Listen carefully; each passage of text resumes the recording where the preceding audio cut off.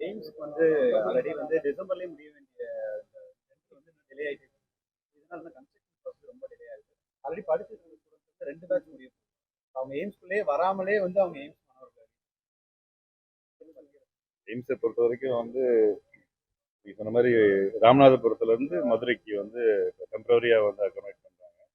அது தாமதமான காரணம் வந்து பல இது இருக்கு. ஜப்பானுடைய அந்த நிறுவனம் ஜெய்காங்கிற இஷ்யூனால தான் டிலே ஆச்சு. இனிமேல் வேகமா போகும். நான் இப்போ கூட்டத்தொடர் நடைபெற இருக்கின்றது. அதில் பிரதமர் வரைக்கும் மத்திய சுகாதாரத்துறை விரைவாக பணி தொடங்குவதற்கு நான் வந்து கோரிக்கை. வந்து ஃபண்டிங் வந்து இது என்ன பண்ணி சென்னை தென் தமிழக வெள்ள பாதிப்பு. ஆமா ஆமா ஏற்கனவே வந்து 450 கோடி ரூபா கொடுத்துருக்காங்க. இன்னும் என்ன தேவையோ அதை வந்து நான் இந்த தடவை போகும்போது லெட்டர் வந்து சம்மந்தப்பட்ட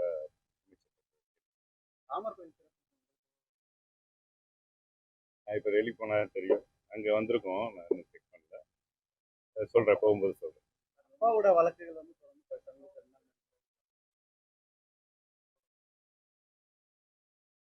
நீதிமன்றம் அதில் அப்சர்வேஷன் கொடுக்குறாங்க. நான் வந்து அதில் பொதுவான இடத்துல நான் கருத்து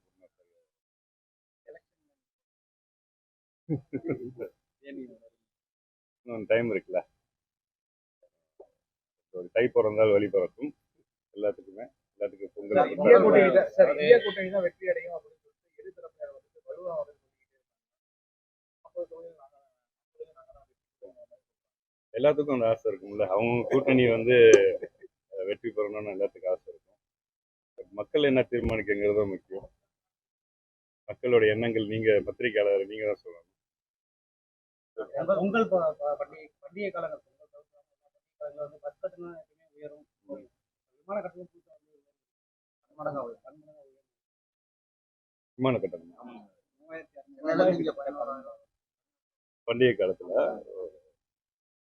அதுதான். அது சம்பந்தமா இப்ப பாராளுமன்றத்திலயும் வந்து அது கேள்வி நேரத்துல வந்து ஒரு எம்பி வந்து பதில் அனுப்பாரு. அதை விளக்கம் கொடுத்துருக்காரு. அப்படி உயர்ந்துச்சுன்னா அது மக்களை பாதிச்சுன்னா அது வந்து நானும் போய் விமான போக்குவரத்து அமைச்சருக்கு வலியுறுத்தும். அது கரெக்டான ஒரு கண்ட்ரோல் கொண்டு வரணும். அதான் என்னுடைய அப்படியா காலங்காலமா நடந்துட்டு இருக்கு. நானும் பாராளுமன்றத்திலையும் நான் பேசியிருக்கேன்.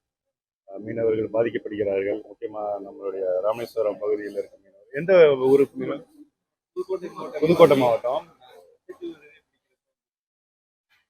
இது வந்து நமக்கு நிரந்தர தீர்வு வந்து கச்சத்தீவு வந்து நம்ம இழந்த கச்சத்தீவை நம்ம மீளணும்.